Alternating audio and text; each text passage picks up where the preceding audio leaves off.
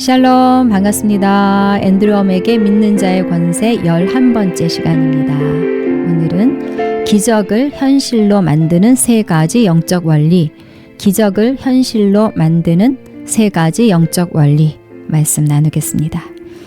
매일 간절히 기도했는데 왜 내 삶에는 기적과 치유가 잘 나타나지 않을까? 여러분, 기적과 치유는 그냥 막연하게 우연히 일어나는 것이 아닙니다. 항상 정확한 영적 원리 안에서 일어납니다. 왜냐하면 하나님은 하나님이 세우신 원리를 따라서 역사하시는 분이기 때문입니다. 오늘 우리가 나눌 말씀, 예수님이 말씀이 육신이 되어 우리 가운데 거하셨다. 이 말씀 속에는 하나님께서 어떤 방식으로 일하시는지 아주 중요한 영적 진리, 영적 법칙이 담겨 있습니다. 치유가 어떻게 일어나는지, 기적이 어떻게 나타나는지에 대한 원리가 여기 들어 있습니다. 어떻게 보면 이 말씀 속에 성경이 말하는 모든 영적 진리가 함축되어 있다고도 할 수 있습니다. 그 법칙이 무엇입니까? 바로 말씀이 육신이 되는 법칙입니다. 다르게 말하면 말씀이 현실이 되는 법칙입니다. 아주 단순하지만 엄청난 진리입니다. 이 법칙 하나만 제대로 붙들면 우리 삶에 기적과 치유와 부요가 풀어질 수 있습니다. 그리고 이 법칙을 실제로 작동시키는 세 가지 핵심 원리가 있습니다. 말씀, 마음, 성령의 역사입니다. 말씀을 마음에 심으면 성령께서 역사하셔서 기적을 만들어냅니다. 말씀이 마음에 심겨지면 성령님께서 말씀이 현실이 되게 하십니다. 말씀, 마음, 성령의 역사, 이 세 가지가 기적을 만드는 키워드입니다. 말씀이 현실이 되는 것, 말씀이 육신이 되고 말씀이 기적이 되는 것, 이것은 원리이고 법칙입니다. 예외가 없습니다. 여기에 대한 근거가 되는 말씀이 요한복음 1장 14절 말씀입니다. 말씀이 육신이 되어 우리 가운데 거하심에 우리가 그의 영광을 보니 아버지의 독생자의 영광이요 은혜와 진리가 충만하더라. 요한복음 1장 14절 말씀. 예수님은 말씀이 육신이 되신 분입니다. 우리는 보통 요한복음 1장 14절 이 말씀을 말씀이신 하나님이 인간의 몸을 입고 이 땅에 오신 성육신 사건으로만 생각합니다. 그런데 이 안에 더 들어가 보면 이 말씀에는 영적 법칙이 함께 담겨 있습니다. 눈에 보이지 않는 말씀이 눈에 보이는 육신, 눈에 보이는 현실이 되는 영적 진리가 담겨 있습니다. 말씀은 결국 눈에 보이는 실체를 만들어내는 힘을 가지고 있다는 뜻입니다. 말씀은 단순히 글자나 문장이 아닙니다. 글자나 문장이 아닌 영적 실체가 담긴 씨앗입니다. 말씀 그 자체 안에 그 말씀이 말하고 있는 실체가 들어 있습니다. 치유에 대한 말씀 안에는 이미 치유와 건강이라는 실체가 들어 있습니다. 기적을 일으키는 기적의 실체가 말씀 안에 들어 있습니다. 초자연적인 믿음의 실체가 말씀 안에 씨의 형태로 들어 있습니다. 그래서 우리가 치유의 말씀을 믿음으로 받아들였다면 영적인 차원에서는 이미 치유를 받은 것과 동일합니다. 아직 눈에 구체적으로 드러나지 않았을 뿐입니다.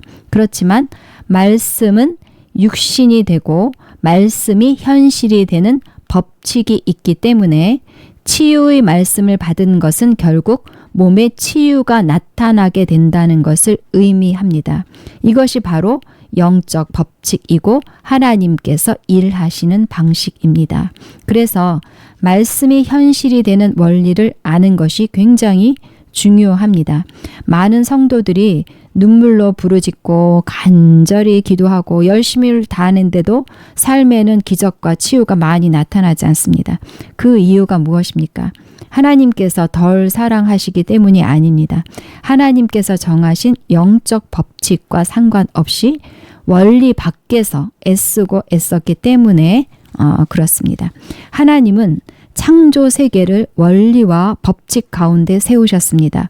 중력의 법칙을 무시하고 옥상에서 뛰어내리면 아무리 기도 많이 한 사람이라도 떨어지고 다치고 그렇습니다. 그렇다고 해서 하나님이 그 사람을 사랑하지 않는 것이 아닙니다. 단지 하나님은 스스로 세우신 원리를 어기지 않으시는 것입니다. 영적 세계도 마찬가지입니다. 말씀을 마음에 심지도 않고 믿음으로 선포하지도 않고 성령님과 동역하지도 않으면서 하나님 제 삶에 기적이 필요합니다. 기적을 주세요 하면서 기도만 하는 것은 씨를 뿌리지 않고 풍성한 추수를 달라고 기도하는 것과 똑같습니다.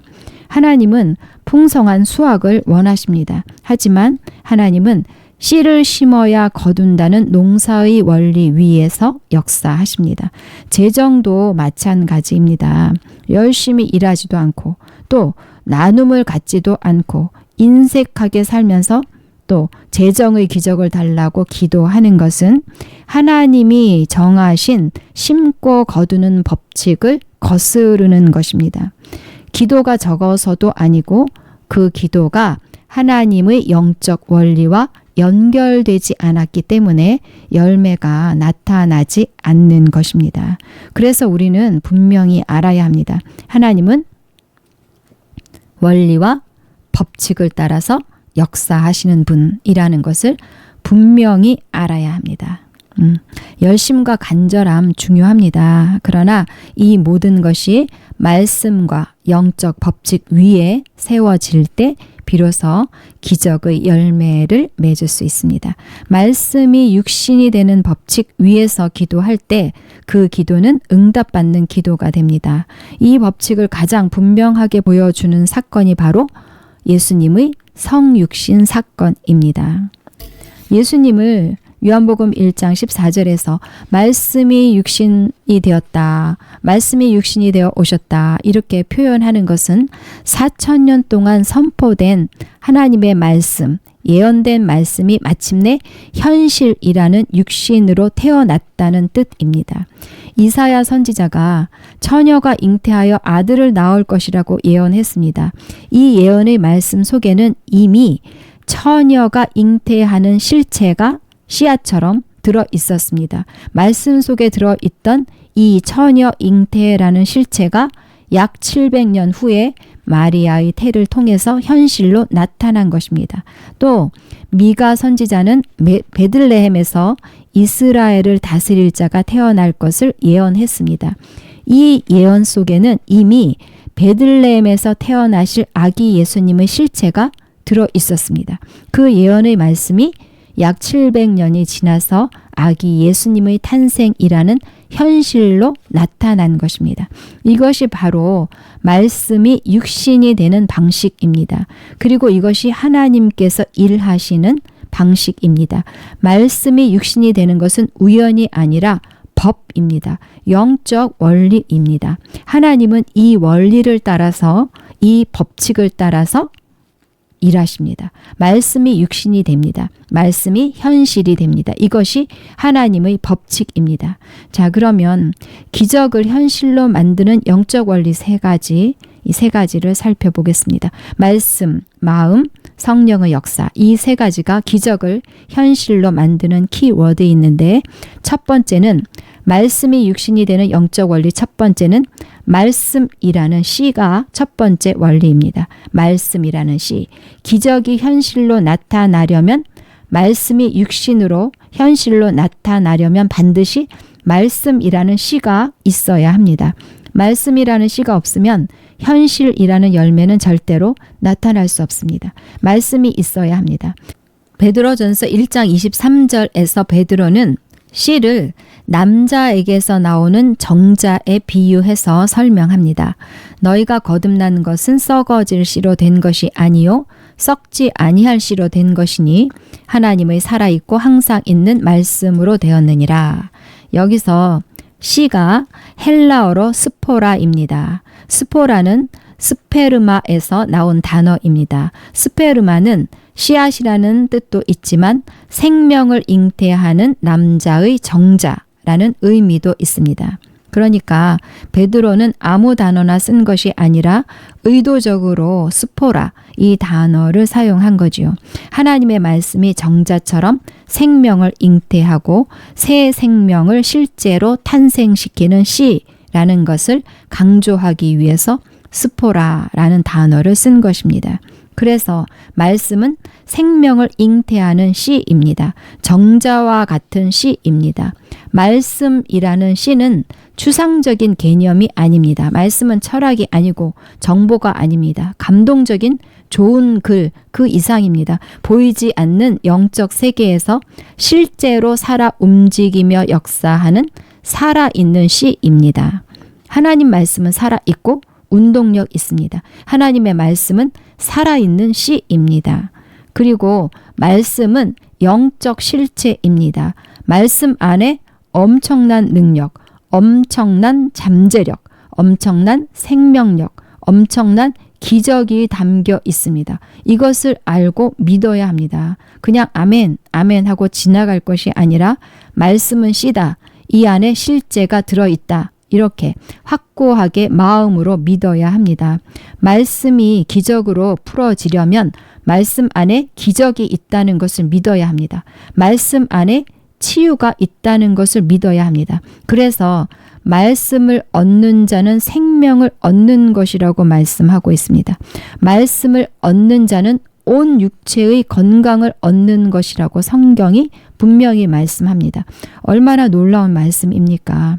말씀 자체 안에 생명이 있고 말씀 자체 안에 온 육체의 건강이 있다는 말씀입니다.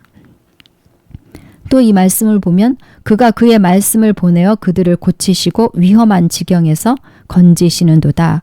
말씀을 보내셔서 고치신다고 하고 있습니다.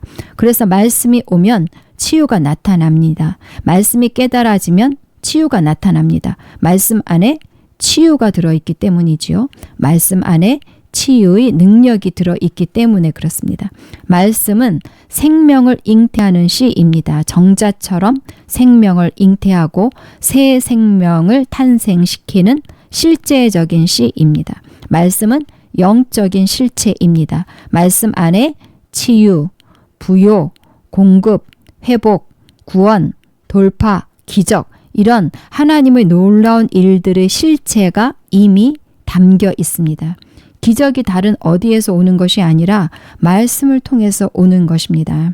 하나님이 왜 우리에게 말씀을 주셨을까요? 말씀을 통해 새 생명을 주시려고, 말씀을 통해 치유를 경험하게 하시려고, 말씀을 통해 능력의 삶, 기적의 삶을 살라고 말씀을 주신 것입니다. 그래서 우리는 무엇보다 말씀 자체의 중요성을 알아야 합니다. 많은 사람들이 기적을 원하지만 말씀 안에 기적이 있다는 것에 대해서는 별로 생각하지 않습니다. 기적을 원하십니까? 성공을 원하십니까? 그러면 먼저 물어봐야 합니다. 말씀 안에 놀라운 기적이 있다는 것을 믿고 있는지, 내가 붙들고 있는 말씀, 내가 믿고 있는 말씀이 실제 씨처럼 살아있는지 물어봐야 합니다.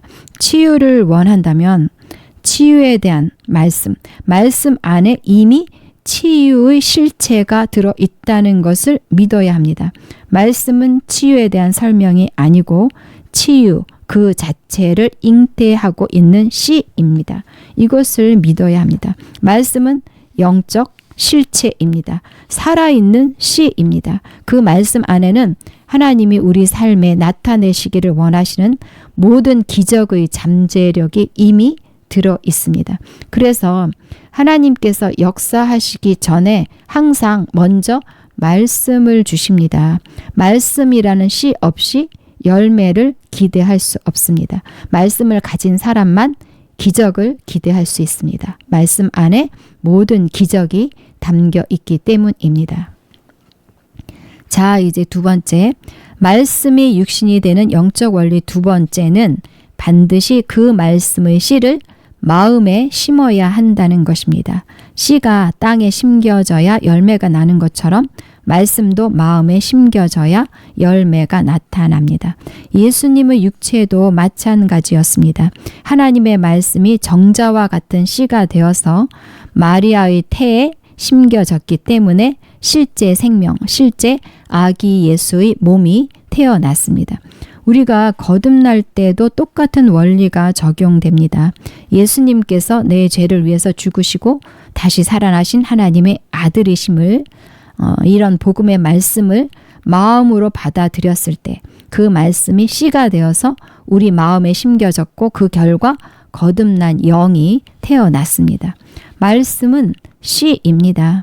그래서 마음에 심겨지면 그 말씀은 반드시 생명을 잉태합니다. 실제 생명을 만들어내는 씨로 작동합니다. 그래서 말씀을 마음에 심고 기다리면 그 말씀이 말하고 있는 내용이 반드시 삶의 현실로 나타나게 되어 있습니다. 말씀이 육신이 됩니다. 말씀이 현실이 됩니다. 그렇다면 치유를 원하면 어떻게 해야 되겠습니까?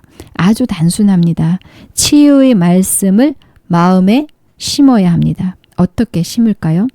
말씀 묵상을 하는 것입니다. 생각하고 말하고 상상하고 그럴 때 치유가 현실로 나타납니다. 앤드류 오맥이 이렇게 이야기했습니다. 사람들은 치유를 원하지만 치유의 말씀은 심지 않는다. 그것은 씨를 뿌리지 않고 추수를 기대하는 것과 똑같다. 정확한 말입니다. 말씀을 마음에 심지 않고 하나님 저를 치유해 주세요 라고 기도만 하는 것은 씨를 뿌리지 않고 열매를 거두겠다고 기대하는 것과 똑같습니다. 그래서 치유가 필요하다면 치유의 말씀을 마음에 심어야 합니다. 치유의 말씀을 듣고 공부하고 묵상하고 생각하고 말하고 상상하고 계속해서 말씀 붙들고 살아야 합니다. 그렇게 할 때 치유의 말씀이 마음의 씨로 심겨집니다. 그러면 시간이 지나면서 치유가 삶의 현실로 자연스럽게 나타납니다. 이것이 하나님이 역사하시는 방식입니다. 이것이 하나님 나라의 원리입니다. 하나님 나라의 원리는 분명합니다. 심고 거두는 것입니다. 하나님께서 먼저 심고 거두는 원리를 세우셨고 하나님께서 이 법칙을 따라서 일을 하십니다.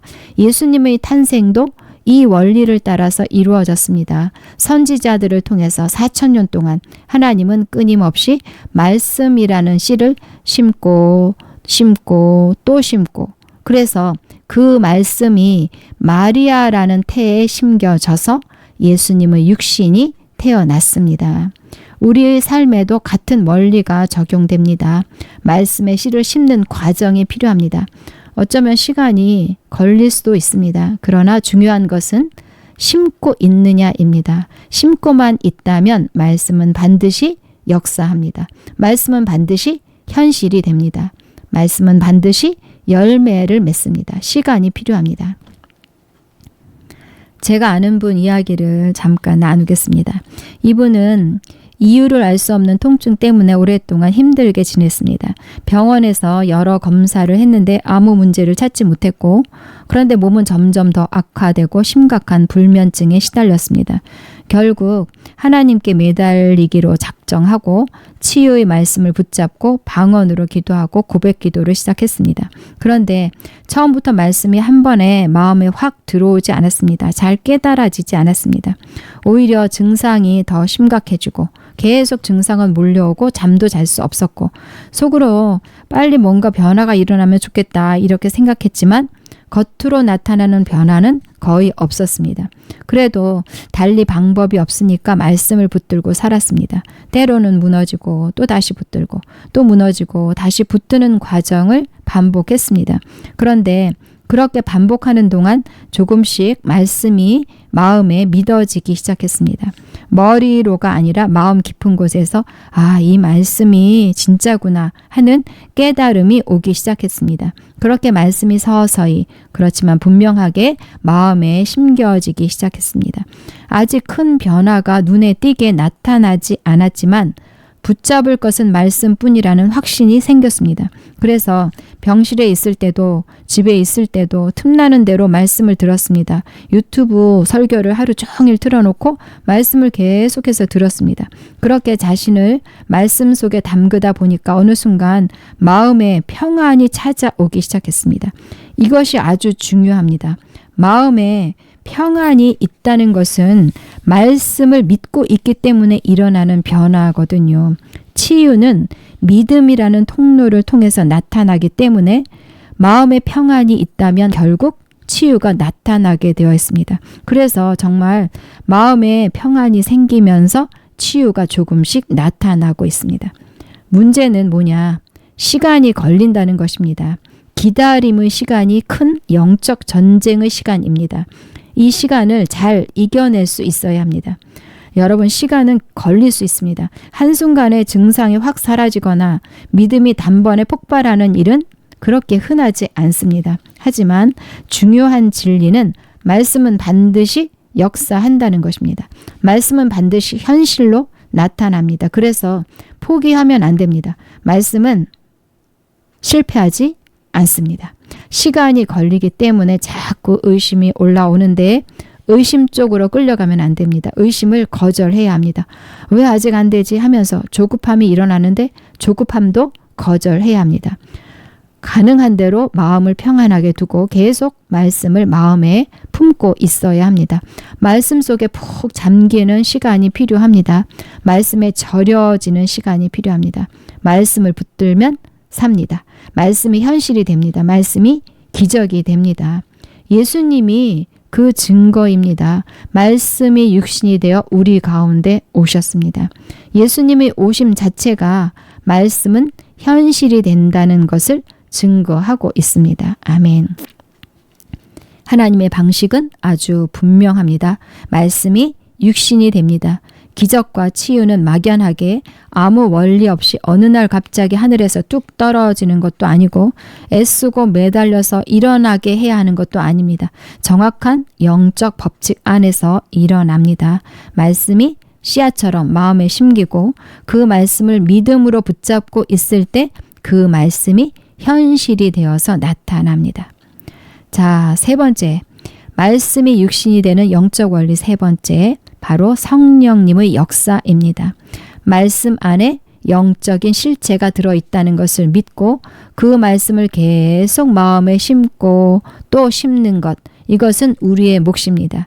그 다음은 성령님의 영역입니다. 성령님의 역사를 기대하는 것입니다.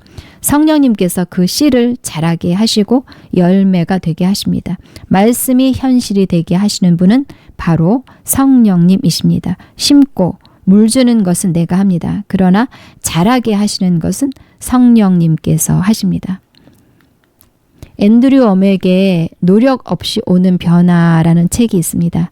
저희 채널에 이 책을 가지고 영상을 만들어 놓은 것이 있습니다. 시리즈 1부터 24까지 있는데 이걸 참고하시면 참 좋겠습니다. 이 책의 메시지는 책 제목처럼 노력 없이 변화가 온다는 것입니다. 변화하려고 애쓰고 노력할 필요가 없다. 변화는 자연스럽게 온다. 이것을 예수님의 씨 뿌리는 자의 비유를 통해서 설명하고 있습니다. 말씀의 씨를 좋은 땅에 심고 그 씨가 뿌리를 내리도록 지키고 있으면 성령께서 역사하셔서 노력 없이 30배, 60배, 100배의 결실을 맺게 하신다는 것입니다. 그러니까 좋은 마음밭에 말씀을 심고 있기만 해도 놀라운 변화가 나타난다는 것입니다. 치유와 기적이 찾아온다는 거예요. 치유를 위해서, 기적을 위해서 노력하고 애쓰고 금식하고 이런 접근이 아니고 말씀을 마음에 심고 있으면 놀라운 변화, 치유와 기적이 삶에 나타난다는 것입니다. 여러분, 아기가 태어나는 과정을 생각해 보세요. 아이라는 열매는 부모가 10달 동안 열심히 기도하고 금식해서 나타나는 것이 아닙니다. 정자라는 씨가 엄마의 태에 심겨지고 그 생명이 보호받고 자랄 수 있는 환경이 주어질 때 시간이 지나서 자연스럽게 아이가 태어납니다.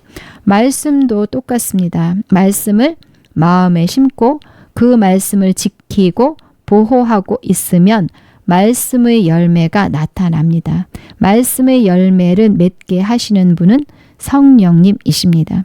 그래서 우리가 해야 할 일은 무엇입니까? 말씀을 마음에 심는 것입니다. 그렇죠? 의심으로 그 말씀을 뽑아내지 말고 조바심 내지 말고 성령님께서 그 말씀 안에서 일하시도록 신뢰하면서 기다리는 것입니다. 그러면 성령님께서 변화를 주십니다. 변화는 내가 만들어내는 것이 아닙니다. 말씀을 따라서 일하시는 성령님이 가져오시는 결과입니다. 성령님이 변화를 주십니다. 성령님이 말씀이 현실이 되게 하십니다. 성령님께서 생명을 만들어내시고 치유를 만들어내시고 기적을 만들어내십니다. 성령의 일하심을 믿으십시오. 여러분, 하나님은 원리를 따라서 일하십니다. 말씀이 육신이 되는 원리, 말씀이 현실이 되는 원리, 이것이 하나님이 정하신 변치 않는 법칙입니다. 그러므로 이 원리를 여러분 삶에 적용하십시오. 말씀이 엄청난 잠재력을 믿으십시오. 말씀을 좋은 마음에 심고 지키십시오. 그럴 때 성령님께서 역사하십니다. 기적을 주십니다. 깊이 깊이 말씀을 묵상하면서 말씀 속에 잠겨 보십시오. 기다림의 시간에 흔들리지 마십시오. 예수님이 이 땅에 오시기까지 4,000년을 기다리신 하나님을 생각해 보십시오. 그렇지만 결국 말씀이 육신이 되어 오셨고 우리 가운데 거하십니다. 말씀은 반드시 현실로 나타납니다. 여러분 사랑하고 축복합니다. 샬롬, 샬롬.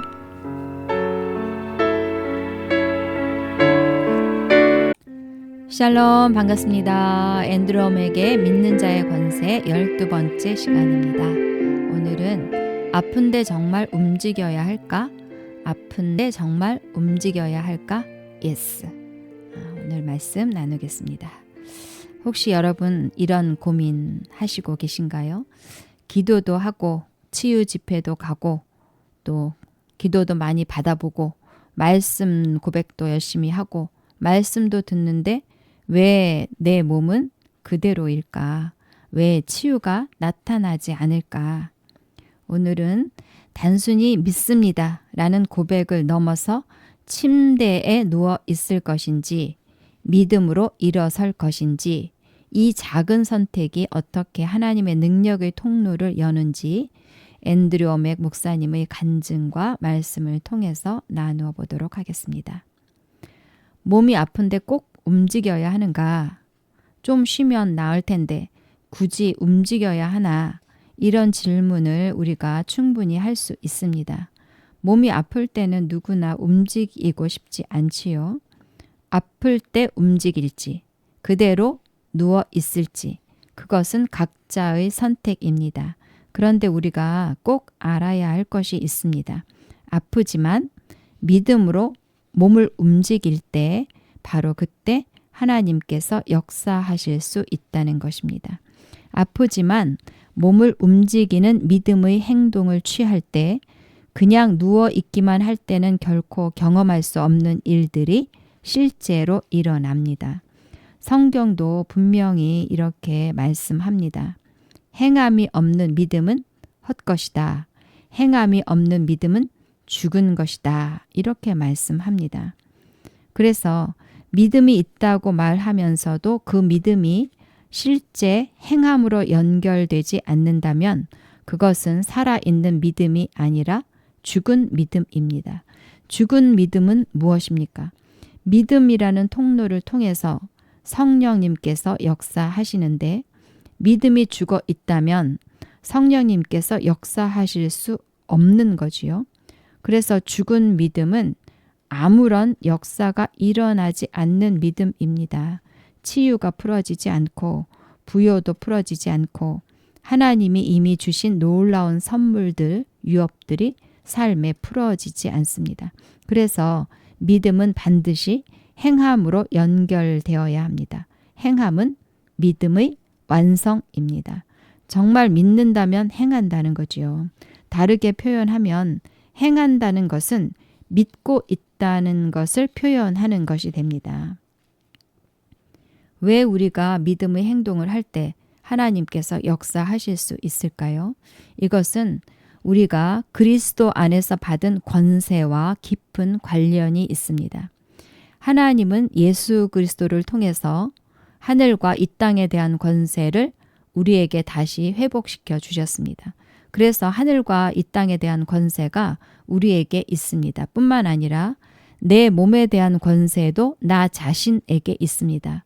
내 몸을 하나님께 드릴지 아니면 마귀에게 이용당하도록 내버려 둘지 선택하고 결정하는 그 권리가 나 자신에게 있습니다. 그래서 내가 믿음의 행동을 통해서 하나님께 협력할 때, 즉 아프지만 몸을 일으켜 세울 때, 몸을 일으켜 세워서 움직이려고 할 때 하나님은 그 믿음의 행동을 통해서 내 삶에 개입하시고 역사하실 수 있습니다.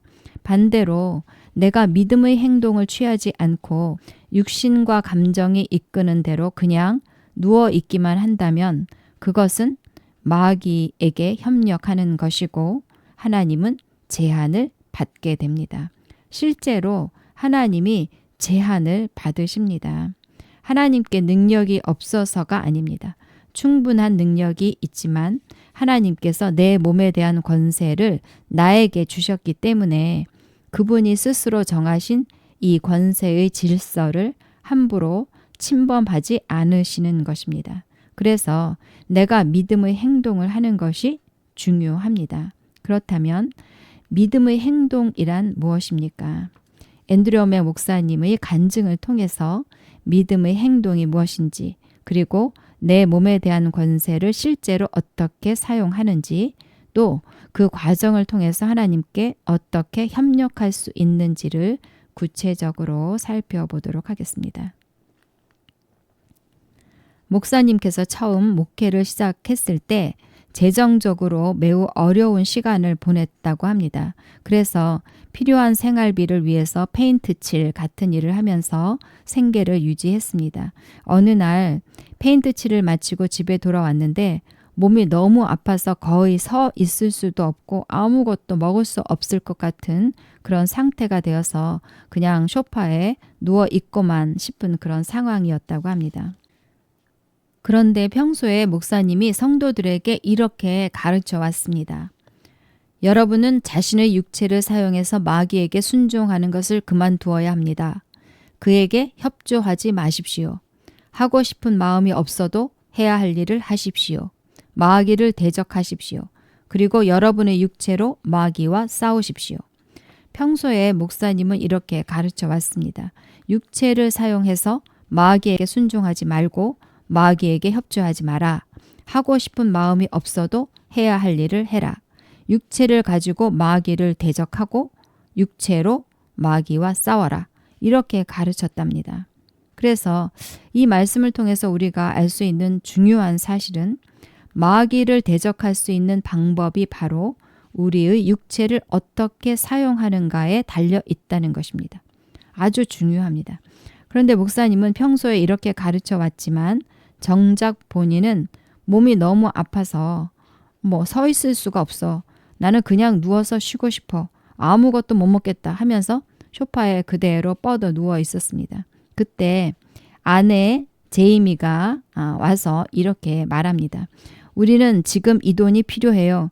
당신은 이미 치유받았어요. 다시 직장으로 돌아갈 거예요. 그러고는 목사님의 팔을 자기 어깨에 걸치고 집안을 함께 걸어 다니면서 치유받은 사람처럼 행동할 수 있도록 도와주었다고 합니다. 목사님이 늘 설교에서 가르치던 내용을 아내가 실제 삶에서 행동으로 옮길 수 있도록 도와준 것입니다. 그렇게 한 10분 정도 억지로라도 걸었더니 목사님은 몸이 나은 것을 느꼈고 곧바로 직장으로 돌아가서 그날 일을 끝까지 마쳤고 임금도 받았다고 간증을 하고 있습니다. 이 간증을 통해서 몇 가지 중요한 영적 원리를 정리해 보면 이렇습니다. 첫 번째, 육신을 부인하고 마귀를 대적해라. 육신이 아무것도 못하겠다고 소리칠 때 하고 싶지 않은 것을 믿음으로 선택해서 하는 것이 마귀를 대적하는 것입니다. 육신은 계속 소리를 지릅니다. 하나님의 말씀과 반대되는 말을 하지요. 그냥 쉬어. 아무것도 하지 마. 나는 꼼짝도 못해. 오늘만 쉬면 어때? 좀 더 누워 있어야 돼. 난 잘 거야. 더 게으르게, 난 게으르게 있을 거야. 어떻게 말씀만 믿고 사냐. 이렇게 계속 우리를 눕혀 놓으려고 소리를 지릅니다. 그런데 그때 일어나기 싫지만 일어나는 것이 육신을 부인하는 것입니다. 육신이 원하는 방향과 반대로 움직이는 순간 육신의 소리가 점점 잠잠해집니다. 이렇게 육체를 사용해서 말씀에 순종하는 것이 마귀를 대적하는 실제적인 행동입니다. 두 번째, 나으면 움직이는 것이 아니라 움직이면 낫는다는 것을 믿어야 합니다. 치유는 몸이 나았다고 느껴진 다음에 움직이는 것이 아니라 말씀을 믿고 먼저 움직일 때 하나님의 능력이 흐릅니다. 나으면 움직이겠다. 이것은 세상의 방식입니다. 하나님의 방식은 움직이면 낫는다입니다. 말씀을 믿고 먼저 한 걸음 내디딜 때 그 믿음의 행동을 따라서 치유의 능력이 나타납니다. 세 번째, 움직이면서 이미 받은 치유를 풀어내는 것입니다. 우리가 치유받은 사람처럼 행동할 수 있는 근거는 아주 분명합니다. 우리는 치유를 받으려고 애쓰는 사람이 아니라 이미 예수 그리스도 안에서 치유받았다는 사실을 믿고 그 치유를 풀어내는 사람입니다. 그래서 몸은 여전히 힘들지만 억지로라도 침대에서 일어날 때, 믿음으로 한 걸음 한 걸음 옮길 때 그 믿음을 따라서 성령님이 역사하셔서 이미 영 안에 있는 치유가 몸으로 흘러나오게 되는 것입니다. 중요합니다. 아픈 사람처럼 행동해서는 하나님의 초자연적인 권세가 나타나기 어렵습니다. 자, 네 번째, 믿음의 조력자가 있다는 것은 정말 큰 축복입니다. 가끔 우리의 믿음이 가라앉을 때 다시 믿음을 붙들도록 격려하고 세워주는 사람이 옆에 있다면 우리는 훨씬 더 빨리 믿음의 경주를 달릴 수 있습니다. 앤드류 목사님이 살짝 믿음에서 물러서려고 할 때 아내가 그 믿음을 다시 일으켜 세워준 것이 얼마나 귀합니까? 남편의 팔을 자신의 어깨에 올려놓고 당신은 이미 치유받았어요 라고 말하면서 10분 동안 집안을 함께 걸어준 것입니다. 우리에게도 이런 믿음의 격려자가 필요합니다. 우리는 서로를 이렇게 세워줄 수 있습니다. 자, 이번엔 두 번째 간증. 두 번째 간증도 같은 원리를 보여줍니다. 목사님께서 목사 안수를 받기 바로 전날 고장난 차고문을 올리다가 허리를 크게 삐끗했는데 그 순간 온몸에 미칠 듯한 통증이 몰려와서 바닥에 그대로 들어 누운 상태가 되었다고 합니다. 그래서 아내가 달려와서 남편을 보면서 일어나세요 라고 말하면서 잡아당겨 일으켜 세우고 기도해 준 다음에 이제 하나님의 말씀에 의지해서 행하세요 라고 말했답니다. 그때 목사님의 몸 상태는 어깨뼈가 서로 닿을 정도로 뒤로 젖혀져 있었고 움직일 때마다 참기 힘든 고통이 밀려왔다고 합니다. 그럼에도 불구하고 목사님은 하고 싶지 않은 것들을 억지로 하는 선택을 했다고 합니다. 하고 싶지 않은 것들을 억지로 하는 선택. 하루쯤 그렇게 선택을 하니까 하루쯤 지나서 윗몸 일으키기도 할 수 있을 만큼 허리가 회복이 되었는데 어깨는 여전히 뒤로 젖혀져 있는 상태였고 그래서 그 뒤틀린 어깨와 온종일 씨름을 했다고 합니다. 그리고 안수 임직 예배에 가기 직전에 난 고침을 받은 것처럼 행동할 거야. 나는 거기 가서 안수를 받을 거야 라고 선포를 했고 교회에 도착할 즈음에는 완전히 나았다고 합니다. 이 간증을 통해서 배울 수 있는 영적인 진리들을 생각해 보면 미칠 듯한 통증이 있었지만 억지로 몸을 움직이는 선택을 통해서 육체의 주도권을 마귀에게서 빼앗아 오는 결단을 한 것입니다. 억지로라도 몸을 움직이는 선택, 믿음의 선포를 하고 집에 들어 누워 있었던 것이 아니라 교회를 향해 간 것이 치유가 풀어지는 통로가 되었습니다. 그래서 교회에 도착할 즈음에는 완전히 나았다고 하잖아요. 느낌이나 증상에 따라 흔들리지 않고 말씀에 근거해서 행할 때 능력이 풀어진다는 것을 알 수 있습니다. 또 한 가지 중요한 것은 치유가 즉각적으로 나타나지 않았다는 점입니다. 첫 번째 간증에서는 10분 동안 걸어 다녔을 때 치유가 나타났고, 두 번째 간증에서는 하고 싶은 일을 하지 않았을 때 허리만 나았고, 허리가 회복된 후에도 뒤틀린 어깨와 온종일 씨름을 했다고 하고 있습니다. 그래서 치유가 완전히 완성될 때까지 포기하지 않고 믿음의 행동을 유지하는 과정이 필요하다는 것을 깨닫게 됩니다. 치유는 즉각적으로 나타나기도 하지만 대부분의 경우는 점진적으로 나타나는 경우가 많습니다. 그래서 치유가 완벽하게 나타날 때까지 지속적인 믿음의 행함이 필요합니다. 그런데 여기서 좀 생각해 봐야 할 것이 있습니다. 제가 목사님의 이 간증을 처음 읽었을 때 이런 생각이 들었습니다. 어깨가 서로 닿을 정도로 뒤로 젖혀진 상태에서 어떻게 움직였을까? 어떻게 병원에도 가지 않고 하루 종일 그런 상태에서 씨름을 했을까? 그러다가 더 잘못되면 어떡하나? 뼈는 예민한 부분인데 저뿐만 아니라 아마 대부분 이런 생각을 하게 되지 않을까요? 그래서 어떻게 해야겠습니까? 내 믿음의 정도에 따라서 병원에 가지 않고 억지로 몸을 움직여 보려고 하는 것은 얼마든지 두려움과 부담이 될 수 있습니다. 워맥 목사님도 처음부터 그렇게 할 수 있었던 것은 아닙니다. 말씀을 통해 이미 치유받았다는 사실을 알았고 육신의 지배를 받지 않고 영으로 육신을 굴복시키겠다는 결단이 서 있었기 때문에 그런 믿음의 행동이 가능했던 것입니다. 그래서 중요한 것은 지금 내 믿음의 단계에 맞게 작은 믿음의 행동부터 시도해 보는 것입니다. 할 수 없다고 느껴지는 동작일지라도 아주 조금이라도 시도해 보는 것이 믿음의 행동입니다. 중요한 것은 행동의 크기가 아니라 행동의 방향입니다. 마귀의 거짓에 굴복하지 않고 육신의 행실을 죽이는 가장 작은 행동부터 시작하는 것입니다.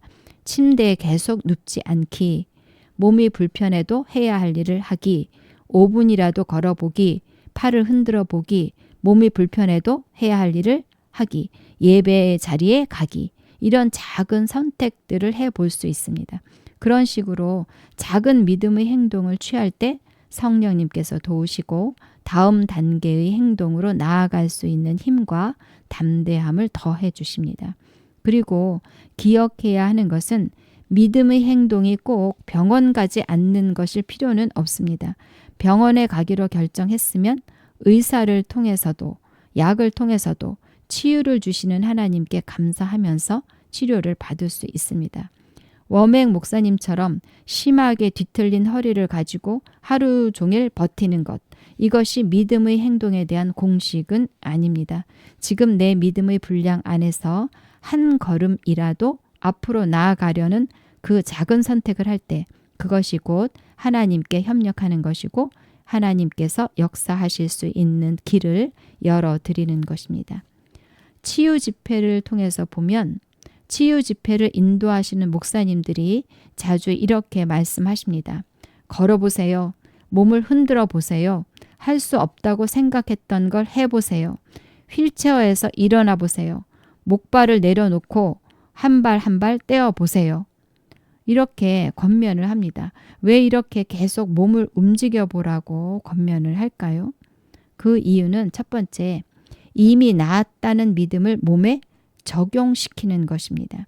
예수님께서 채찍에 맞음으로 나음을 입었다는 말씀을 믿고 있다면 그 믿음을 실제 행동으로 표현해 보라고 요청하는 것입니다. 믿음이 마음과 입술을 넘어서 몸으로 내려오도록 돕는 것이지요. 두 번째는 나는 환자다라는 자아상을 깨는 연습입니다. 오랫동안 아팠던 분들은 몸 상태보다 더 큰 문제가 나는 환자야 라는 생각에 묶여 있는 경우가 많습니다. 움직여 보라는 초대는 너는 더 이상 환자가 아니다. 예수 안에서 치유받은 자로 생각하고 말하고 그래서 움직여봐라. 움직이면서 나는 건강한 사람이라는 것을 몸으로 훈련해 보라는 초청입니다. 세 번째, 몸을 움직일 때 증상에만 묶여 있던 마음을 말씀 쪽으로 돌려서 말씀에 집중할 수 있게 해줍니다. 가만히 누워 있으면 자꾸 증상에 집중하게 됩니다. 아직 아픈데, 아직 쑤시는데 하면서 증상에 집중하게 되면 믿음의 역사가 나타나기 어렵습니다. 그래서 몸을 움직이면서 지금 주님이 나를 만지고 계신다. 그래서 나는 한 걸음 더 걸을 수 있다 하면서 믿음의 행동에 초점을 맞추면 성령님께서 그 믿음에 응답하기가 훨씬 쉬워집니다. 그래서 몸을 움직일 때 이미 시작된 치유가 완성되는 경우가 많습니다. 치유가 50%, 60% 정도 진행된 상태였는데 믿음의 행동을 할 때 남아있던 통증이나 증상이 사라지는 경우를 많이 볼 수 있습니다. 그래서 믿음의 행동은 마치 수도꼭지를 트는 것과 같다고 합니다. 치유와 성령의 능력이 이미 수도관에 가득 차 있을 때 수도꼭지를 돌리면 물이 콸콸 쏟아져 나오는 것처럼 믿음의 행동을 취할 때 막혀있던 부분이 터지면서 치유가 눈에 보이는 현실로 드러나는 것입니다. 믿음의 행동이 치유를 몸으로 풀어낸다는 원리는 성경에 나오는 여러 치유 사건들을 통해서도 분명히 확인할 수 있습니다. 혈루증을 앓던 여인, 사람들 사이를 뚫고 나가서 예수님의 옷가에 손을 대는 믿음의 행동을 했을 때 혈루의 근원이 곧 말랐다고 말씀하고 있습니다. 또 한편 손 마른 사람, 예수님께서 한편 손 마른 사람에게 네 손을 내밀라 이렇게 말씀하셨을 때 그 말씀에 순종해서 손을 내밀자 그 손이 회복되었습니다. 손이 완전히 낫고 나서 손을 내민 것이 아니라 여전히 불편한 상태에서 손을 내밀었을 때 치유가 나타난 것입니다. 그리고 눈먼 사람, 이 사람이 눈이 보이지 않는 맹인이었습니다. 그 상태에서 실로암 못까지 가는 것은 결코 쉬운 일이 아니었을 것입니다. 그렇지만 그는 예수님의 말씀을 붙들고 실로암 못까지 가서 씻는 믿음의 행동을 했고 그 결과 밝은 눈으로 돌아왔습니다. 이미 다 나은 상태가 되었기 때문에 움직인 것이 아니라 여전히 보이지 않는 상태에서 말씀을 따라 움직였고 그 과정 속에서 치유가 드러난 것입니다. 이 사람들은 모두 자기 의지로 몸을 움직이지 않을 수도 있었습니다. 어떻게 손을 내밀어? 어떻게 저 많은 사람들 사이를 뚫고 들어가? 어떻게 보이지도 않는데 실로암까지 가? 이렇게 생각했다면 아마 한 발짝도 떼지 못했을 것입니다. 그렇지만 이들은 믿음의 행동을 선택했고 그때 하나님의 능력이 역사했습니다. 이 사건들, 이 사례들을 통해서 우리는 중요한 사실을 배울 수 있습니다.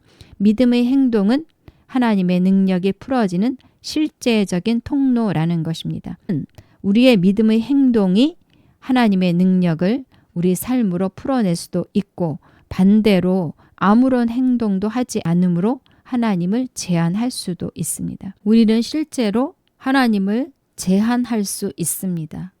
시편에 보면 그들이 돌이켜 하나님을 거듭거듭 시험하며 이스라엘의 거룩하신 이를 노엽게 하였도다. 이렇게 말씀합니다. 그런데 영어 성경을 보면 이 부분을 이스라엘의 거룩하신 이를 제한했다고 번역을 하고 있습니다. 그들이 하나님을 거듭거듭 시험하면서 이스라엘의 거룩하신 하나님을 제한했다. 이렇게 말씀합니다.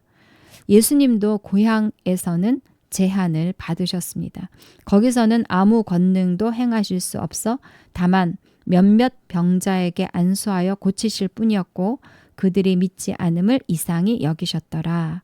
여기서 중요한 표현 행하지 않으셨다가 아니고 아무 권능도 행하실 수 없었다고 말씀하고 있습니다. 예수님께서 능력이 없으셔서가 아니라 그들의 불신 때문에 전능하신 예수님조차 권능을 마음껏 나타내실 수 없으셨습니다.